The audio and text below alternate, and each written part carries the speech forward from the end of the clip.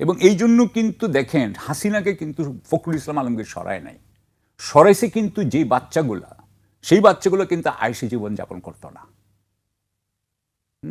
সুতরাং এখন আমরা আসি যে ওদেরকে যখন সরিয়ে দিল, শেখ হাসিনা চলে গেল, তখন এই বিপ্লব আর সরকারের মধ্যে দূরত্বটা বাড়িয়েছে কে?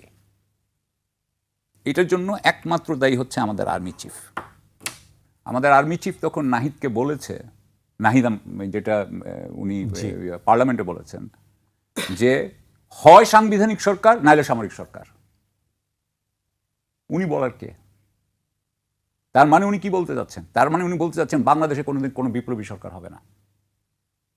ঠিক আছে, এখন উনারা নাকি এই একটা নির্বাচন হয়েছে, যেই নির্বাচন নিয়ে প্রধান বিরোধী দলের নেতা উনিও এটা নিয়ে কমপ্লেন করেছেন, আমরা আগে থেকেই জানতাম, কিন্তু এখন উনি বলছেন, এবং এইটা নিয়ে সামাজিক মাধ্যমে কথা হয়েছে যে এই নির্বাচন ঠিক মতো হয় নাই, এখানে অনেক আপনার ঝামেলা আছে।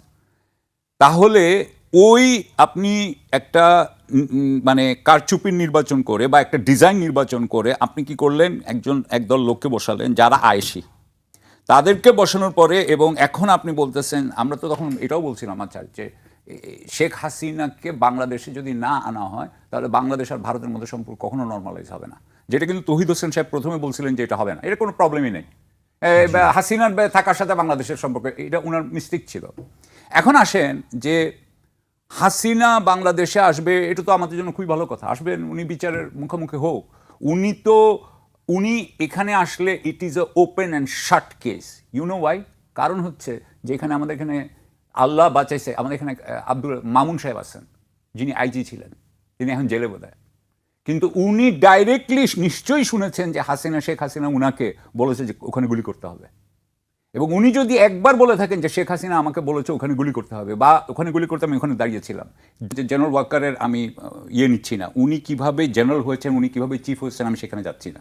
সেখানে গেলে বাংলাদেশে আসলে best officers do not become chiefs. একটা দুইটা হয়তো রেয়ার মানে থাকে, এক্সেপশন আছে, যেমন Iqbal Karim Bhuiyan probably an exception, but সাধারণত বেস্ট অফিসাররা ব্রিগেডিয়ার অবস্থায় পড়ে যায়। মেজর জেনারেল হওয়া মানে হচ্ছে পলিটিসাইজ হইতে হয়, এটা হচ্ছে কি আমাদের দেশের নিয়ম। উনি একজন পলিটিসাইজ জেনারেল, এই বিষয়ে কোনো সন্দেহ নেই, উনি পলিটিসাইজ। উনার পলিটিক্যাল ছাড়া, ব্যাকগ্রাউন্ড ছাড়া উনি এখানে আসতেন বলে কেউ বলবে বলে আমি মনে করি না। এবার আসেন যে শেখ হাসিনাকে উনি যখন পাঠিয়ে দিলেন, এবং সেই সময় উনি ইন্ডিয়ান আর্মি চিফের সাথে উনি ছিলেন, সরাসরি যোগাযোগে ছিলেন, আমি সেটাকে মেনে নিচ্ছি যে শেখ হাসিনাকে বের করে দেওয়াটা বাংলাদেশের জন্য তখন খুবই দরকার ছিল, এটা আমি মেনে নিচ্ছি। আমি যদি এটা, এবং উনি তখন ভাবছেন উনার প্রতিরক্ষামন্ত্রী শেখ হাসিনা, উনার বস, কিন্তু উনি ওনার বসকে উনি বাঁচাতে পারবেন না, সেজন্য ওনার বসকে সরানো দরকার, উনি ওনার বসকে সরাই দিলেন, আমি এইটুকু মেনে নিতে পারি। কিন্তু যে মুহূর্তে উনি সরিয়ে দিলেন, আমি যেটা মনে করি যে উনি কিন্তু আওয়ামী লীগের 626 জনকে কাকে কাকে রেখেছেন, যতগুলো ডিজিএফআই ছিল, যতগুলো আর্মি অফিসার ছিল যারা গুম খুনের সাথে ছিল বলে অনেকেই জানে, উনি কিন্তু কাউকেই ধরেন নাই অলমোস্ট, এই খালি এই 2 একজন ছাড়া। সুতরাং আর্মির ভিতরে, এবং উনি যেটা করেছেন, উনি কন্টিনিউইটি মেনটেন করতে চেয়েছেন। ওনার কথাটা হচ্ছে কন্টিনিউইটি মেনটেনটার একটা আপনার মূল্য আছে, এটা করতে হয়। কিন্তু বিপ্লবের সময় 2000 ছেলেকে যেই দেশের সরকার মারছে, সেই সরকারের অধীনের যে কয়টা জেনারেল আছে, দে আর অল সাসপেক্ট। তখন কি শেখ হাসিনা কিভাবে প্রমোশন দিত আমরা জানি না, কিভাবে আপনার জেনারেলদেরকে ব্যবহার করতে আমরা জানি না। সুতরাং দে ওয়ার অল সাসপেক্ট, এবং উনি কি করছেন, সব সাসপেক্টকে পালাতে দিচ্ছেন। এখন আমি আপনাকে বলি, এটার ইতিহাস লেখা হবে। উনি যে রাজনীতিবিদদেরকে নিয়ে সামনে নিয়ে আসছেন, সেই রাজনীতিবিদরাকে আমাদেরকে কি যেই দেশ দিচ্ছে জলাবদ্ধতা, 57 বছরের জলাবদ্ধতার দেশ দিচ্ছে না? আপনি একটু আগেই তো এই জলাবদ্ধতার করলেন, মূল্য আমাদেরকে আজকেও দিতে হবে, আগামী 3 মাস পরেও দিতে হবে, আগামী 6 মাস পরেও দিতে হবে। যতদিন ধরে শেখ হাসিনার অ্যাপারেটাস এখানে থাকবে, ততদিন ধরে বাংলাদেশে, আপনি তো দেখতেছেন বাংলাদেশের অর্থনীতির অবস্থা খুব একটা ভালো না, এটা ভালো হবে না। এবং আমি চ্যালেঞ্জ দিলাম তো, বাংলাদেশের যে বাস্তবতা, ওখানে আপনি শেখ হাসিনা মুক্ত একটা বাংলাদেশ করে ফেলবেন, আওয়ামী লীগ মুক্ত একটা বাংলাদেশ করে ফেলবেন, বিএনপি মুক্ত একটা বাংলাদেশ করে ফেলবেন, সেটা কখনো হয়নি, হবে জামায়াত মুক্ত বা 5000 এই যে বাচ্চারা তাদের হাত পা চোখ দিল, এটাতে আমাদের কি পরিবর্তনটা হয়েছে বলেন আপনি? কি পরিবর্তনটা হয়েছে? সুতরাং কোনো পরিবর্তন হয়, এবং এই যে পরিবর্তন হয় নাই, এটার জন্য একটা বড় ভূমিকা, আমি সরি, আমার সাথে জেনারেল ওয়াকারের কোনোদিন দেখাও হয় নাই, কোন পরিচয় নাই, উনি হয়তো পার্সোনালি খুবই ভালো মানুষ, আমি কিন্তু এগেইন উনি হয়তো পার্সোনালি খুবই ভালো মানুষ in person, but what he did as far age I am concern, আমি ইমাজিনেটিভ মানুষ, আমি আমি মনে করি উনার কোনো ইমাজিনেশনই নেই, জিরো ইমাজিনেশন। এবং উনি কি করছেন, উনি তখন যেভাবেই হোক ওই অন্তর্বর্তীকালীন সরকারটাকে ইয়ে করছেন, উনি এটাকে আবার আমরা যেই প্রবলেমেটিক ইয়েতে ছিলাম, অবস্থায় ছিলাম, এটা যে প্রবলেমেটিক এটা ওনার বোঝার ক্ষমতা নেই, উনি কি করছেন উল্টা করে আমাকে আবার এই প্রবলেমের মধ্যে ঢুকে দিচ্ছেন। So that's where we are, আমাদের কিছুই চেঞ্জ হয়নি। অ্যান্ড ইট উইল পানি চুক্তির ব্যাপারে ইন্ডিয়ান একটা পজিশন আমি যেটা পাই সেটা হচ্ছে ওনাদের এক্স অ্যাম্বাসেডাররা, যা ফরমার অ্যাম্বাসেডার ছিলেন টু বাংলাদেশ, হাই কমিশনার, তারাও যেটা বলতেছেন একজন দুজনের মুখে আমি শুনেছি পাবলিকলি, যে যদি চীনকে যদি তিস্তা ব্যারাজের ইয়ে দিয়ে দেওয়া হয়, আপনার তিস্তার কাজটা দিয়ে দেওয়া হয়, তাহলে তারা আমাদের সাথে গঙ্গা পানি চুক্তি করবে না। মানে তাদের টিট ফর ট্যাট আছে তো, মানে তারা কি করবে, তাদের পদক্ষেপ হচ্ছে তারা গঙ্গা পানি চুক্তি করবে না। সুতরাং গঙ্গা পানি চুক্তি যখন, তাহলে আমি এটাকে যদি একটু ঘুরাই, তাহলে গঙ্গা পানি চুক্তির কথা যখন শশী থারুর বলছেন, তখন হয়তো বা এটার মিনিংটা হচ্ছে যে তোমরা চীনের সাথে এটা সাইন করো না, তাহলে গঙ্গার পানি চুক্তি হয়ে যাবে। সো এটা বাংলাদেশ সরকার দেখবে। আমার মনে হয় যে ভারতের সাথে আমাদের যে মানে 57 বছরের যে সম্পর্ক, আমি তো মনে করি এই সম্পর্ককে আমার মানে আমাকে কম্প্রিহেন্সিভলি দেখতে হবে। আমি এই যে ছোটো ছোটো টুকরো করে দেখতে পারবো না, আমাকে পুরো জিনিসটা বুঝতে হবে, পুরো প্রবাহটা বুঝতে হবে। যদি প্রবাহটা আমি বুঝি, তাহলে আমাকে একটা জিনিস বলতেই হবে যে ভারত বাংলাদেশের ক্ষেত্রে পানিকে অস্ত্র হিসেবে ব্যবহার করেছে, কখনো কখনো কখনো কখনো করেছে।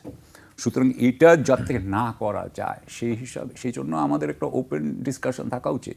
আমি তো ভারতের সাথে বাংলাদেশের এনগেজমেন্ট বাড়ানোর পক্ষে, আমি আরও কথা বলার পক্ষে, আমি ফ্র্যাঙ্ক কথা বলার পক্ষে, একেবারে ফ্র্যাঙ্কলি কথা বলা। আমরা কথা বলি না, আমরা একজন আরেকজনের থেকে মানে আমি বললে কি মনে করবে, এটা আমাদের হওয়া উচিত না।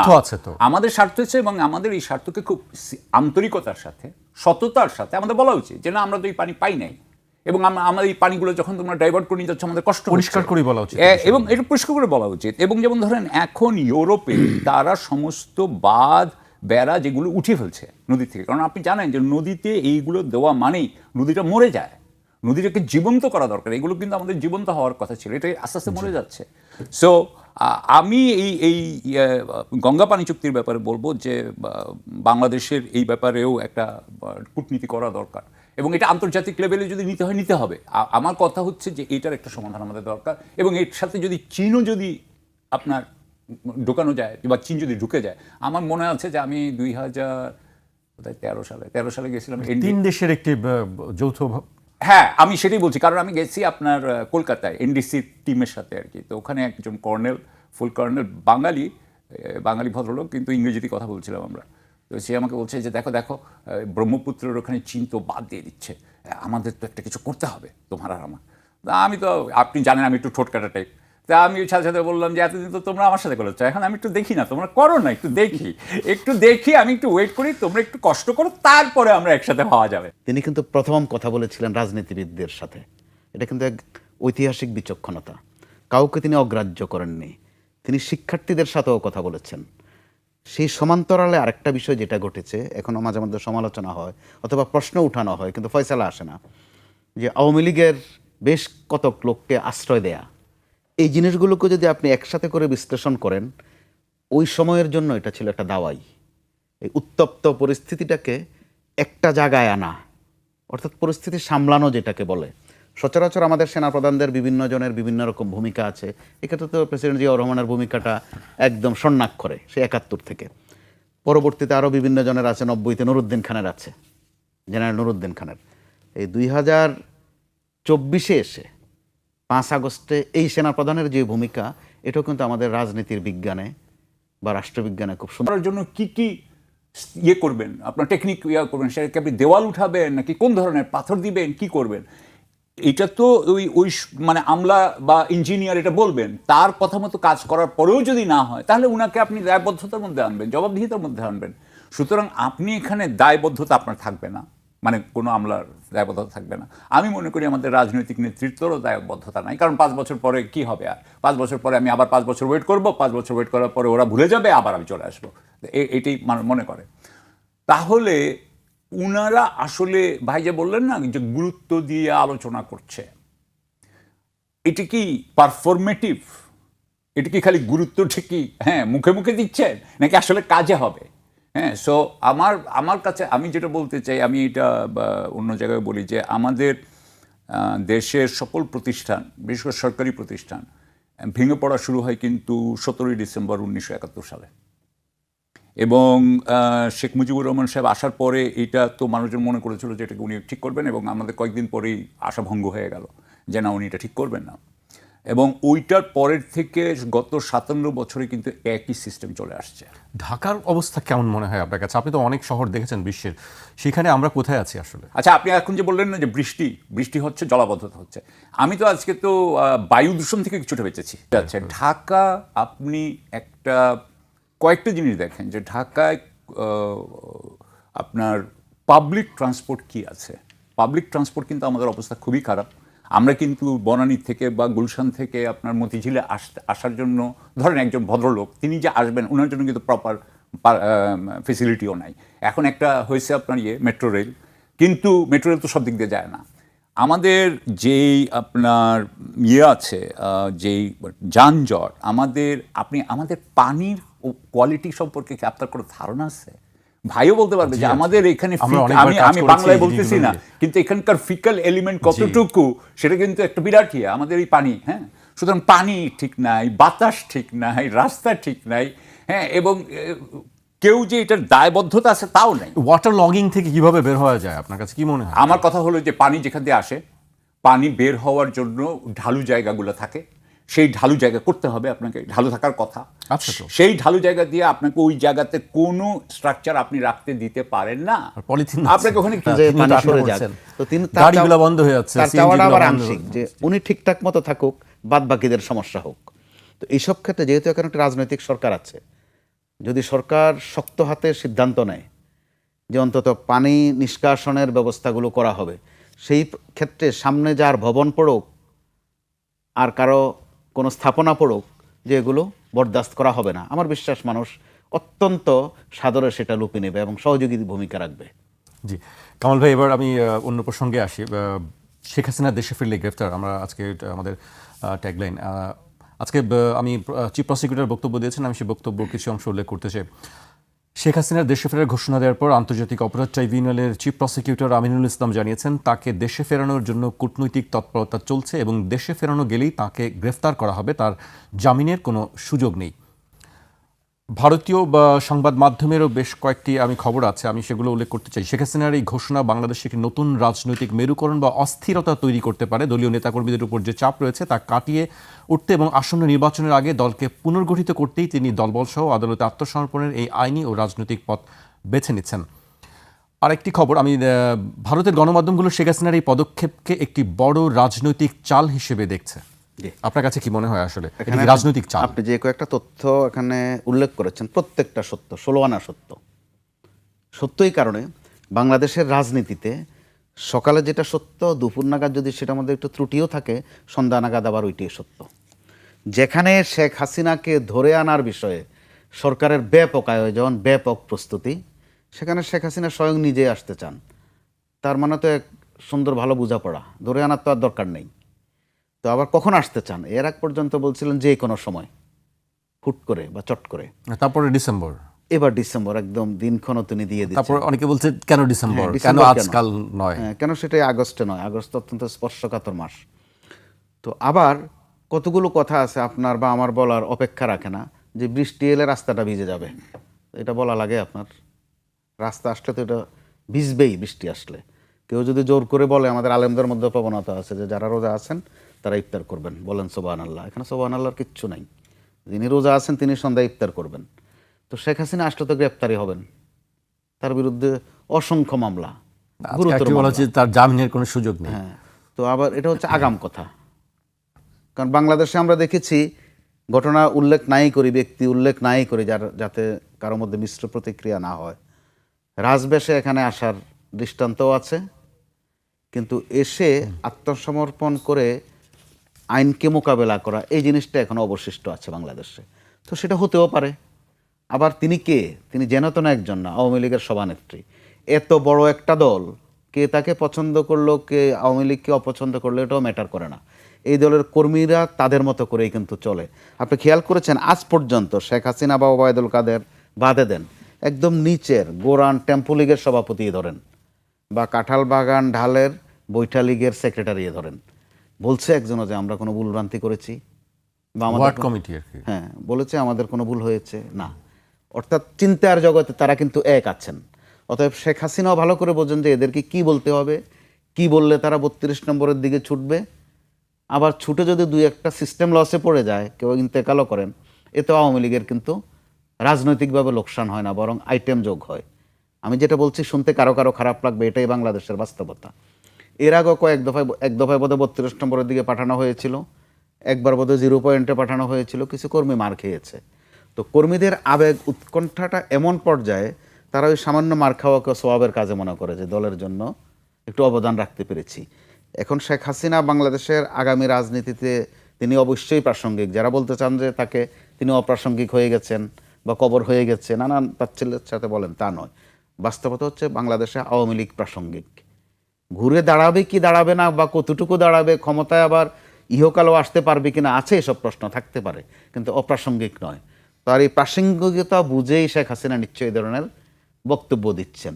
আবার তিনি কতজনেই তো কত বক্তব্য দেন, রয়টার্স সহ আন্তর্জাতিক গণমাধ্যমগুলো ওনার বক্তব্যকে এভাবে পিক করেন কেন, জি, এটাও তো একটা প্রশ্ন। আবার তিনি কিছু একটা বলা মাত্রই আমাদের এইদিকে যারা তার বিরোধী আছেন তারা তো চুপও থাকতে পারেন, অগ্রাহ্য করতে পারেন, কিন্তু দেখবেন খেপে গিয়ে অগ্রাহ্য করেন। আবার এক পক্ষ দেখলাম যে গত 2 দিন খুব, অন্তত ফেসবুকে খুব সরব, তাকে আসতে দেওয়া যাবে না, এটা ঠেকাতে হবে। এটা আবার নতুন উপাদান, যেখানে স্বয়ং সরকার চায় আনতে, এত খরচপাতি করে, বিচারের বিষয় আছে যেখানে আইনের বিষয় আছে, এখানে কূটনীতির বিষয় আছে, যেন তেন বিষয় না তো। ওনারা খাগড়াছড়ির থেকে নিয়ে আসা না তো, বা গোপালগঞ্জ থেকে ধরে নিয়ে আসা না, আরেকটা দেশে তিনি আছেন, বিশেষ প্রটোকলে আছেন, কূটনীতির অনেক প্রাসঙ্গিকতা সেখানে। তো যারা আবার বলছেন আসতে দেওয়া যাবে না, ঠেকাতে হবে, এটা আবার নতুন উপাদান। কেন আসতে দেওয়া হবে না? তিনি আসতে চান, সরকার ধরে আনতে চায়, আইন তার উপস্থিতি কামনা করে। আমাদের আইনের একজন লোক বলেছেন যে ডিসেম্বরে কেন, উনি পারলে এখনই আসেন, ওনাকে খুব দরকার। তো ওনাকে যখন খুব দরকার, উনি নিজে আসতে চান, তো আপনারা আবার বাধা দিচ্ছেন কেন যে সবাই ঐক্যবদ্ধ হও, তিনি যেন আসতে না পারেন। অর্থাৎ বিষয়গুলোর মধ্যে একটা ভজগট, উদ্ভট কথাবার্তা।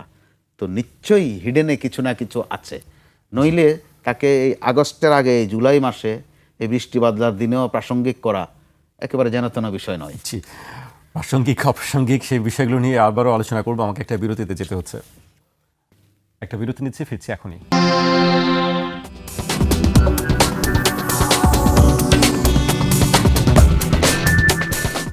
বিরতির পর আবারও স্বাগত। আপনারা দেখছেন 21 রাত।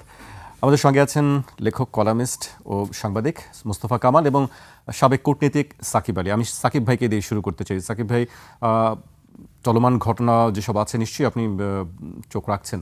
আপনার কাছে বিষয়টি কি মনে হচ্ছে, বিশেষ করে শেখ হাসিনার যে মানে দেশে ফেরার ঘোষণা, তারপরে সরকার প্রতিক্রিয়া, ট্রাইব্যুনালের প্রতিক্রিয়া, সাধারণ মানুষের প্রতিক্রিয়া, আপনার কাছে কি মনে হয় বিষয়গুলো? রাজনৈতিক চাল বলছেন কেউ কেউ। আমি প্রথমে একটু জলাবদ্ধতার বিষয়ে একটা কথা বলে, জলাবদ্ধতার বিষয়ে বলতেছি না, আমি মৌলিক বিষয় বলতে চাই। এটা বলে তারপর আমি এখানে আসতে চাই। সেটা হচ্ছে যে যারা আয়েশি জীবন যাপন করে, তাদের যে আপনার হিউম্যানিটি, অনেক সময় তাদের মানবিকতাটা পারফরমেটিভ। যারা আয়েশি জীবনযাপন করে তাদেরকে দিয়ে আসলে কিন্তু বড় কিছু হবে বলে মনে হয় না, কখনো হয় না। এবং উনারা কিন্তু স্ট্যাটাস কো অ্যান্টে, যেটা অবস্থা সেটাকেই উনারা রেখে দেন। আমি মনে করি যে আমাদের সরকারের যারা একেবারে উপরের লেভেলে আছেন এবং আমাদের ব্যুরোক্রেসির যারা উপরের লেভেলে আছেন, তারা দুইটা গ্রুপই, এবং ব্যুরোক্রেসি বলতে আমি সিভিল মিলিটারি সবই বুঝাচ্ছি, অত্যন্ত আয়েশি জীবনযাপন করেন। এখনও দেখেন আমাদের কিন্তু বেতন কার কি বাড়বে কথা নাই। হ্যাঁ, জিনিসপত্রের দাম বেড়েছে, সরকারি কর্মকর্তাদের কিন্তু বেতন বেড়ে গেছে। ওইটা এফেক্টিভ হবে কখন সেটা আরেক কথা, কিন্তু করছে। সো আমি মনে করি যে এই যে আয়েশি যেই কমফোর্টেবল, দে আর টু কমফোর্টেবল, উনাদের মধ্যে কোনো ব্যাপারে কিন্তু আমি কোনো আর্জেন্সি দেখি না। উনাদের কিন্তু খিদা পাইতে হয় না, উনাদেরকে কিন্তু বৃষ্টিতে ভিজতে হয় না, উনাদের কিন্তু এই সমস্যাগুলো হয় না। এবং যেহেতু সমস্যাগুলো হয় না, আমি এই জন্য কিন্তু উনারা এই কাজটা করবেন এই ব্যাপারে আমি একেবারেই আশা শূন্য, আমার কোনো আশা নেই। Zero. And I can bet with Kamal other ভাই people. হাসছেন, কিন্তু হ্যাঁ, এটি- হাসতেছেন, কারণ এটি বাস্তব- উনি তো বাস্তবতা। সাংবাদিক, তো সাংবাদিকরা একটা ইয়া করেন, কিন্তু আমি বলতেছি জিরো চান্স।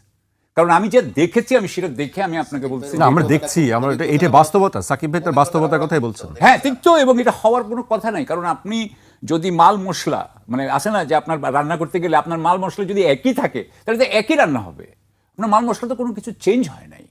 সো আমি মনে করি না যে এই জলাবদ্ধতা বা এইগুলো কিছুই ইয়ে হবে। এখন আপনি আসি আমরা শেখ হাসিনার ব্যাপারে। এই শেখ হাসিনার ব্যাপারে একটা কথা আছে, আমরা যখন খুব ইয়ে ছিলাম, আমি চাকরি ছেড়ে দেওয়ার পর থেকে যে আইসি জীবন তো গেছে, হ্যাঁ তার আগে তো আইসি জীবন ছিল। আমি বলবো আমি আল্লাহর কাছে চিরকৃতজ্ঞ যে আল্লাহ যে আমাকে আইসি জীবন থেকে বের করে আনছেন। কারণ আইসি জীবন থেকে বের হয়ে আমি অনেক কিছু শিখছি। আমি আইসি জীবনে থাকলে শিখতাম না, খুশি লাইফ ছিল, ভালো ভালো পোস্টিং করতাম, সেটা হয় নাই, উইচ ইজ ফাইন। আমি এখানে যেটা বলতে চাই, যখন শেখ হাসিনা ছিলেন, আমি এখানে একটা কথা বলতে চাই, আমি কিন্তু কোনো মানুষকে পার্সোনালি অ্যাটাক করার পক্ষপাতী নই, হ্যাঁ, আমি কিন্তু এটা করতে চাই না। প্রত্যেকটা মানুষকে আমি কিন্তু তার কাজের হয়তো আমি তার সমালোচনা করছি, কিন্তু আমি কোনো মানুষের সমালোচনা করছি না। সেই হিসাবে আমি বলি যে যখন শেখ হাসিনার সময় যখন সংগ্রাম হইতো বা সংগ্রামের মানে আমরা একটা চেষ্টা করতেছি বা ইয়ে হচ্ছে, তখন বিএনপির নেতাদের কিন্তু ড্রয়িং রুমের আপনার মাঝে মধ্যে ছবি আসতো, মানে ওনারা ধরেন ড্রয়িং রুমে বসে আছেন, সাক্ষাৎকার দিচ্ছেন, তা আমি দেখতাম যে ওনাদের সাধারণত ড্রয়িং রুমগুলো খুবই জমকালো। তখন আমি একটা নতুন আমার মাথায় ঢুকছিল যে জমকালো যে ড্রয়িং রুম যার, তাকে দিয়ে বিপ্লব হবে না, এটা হয় না, এটা বিপ্লব হইতে পারে না।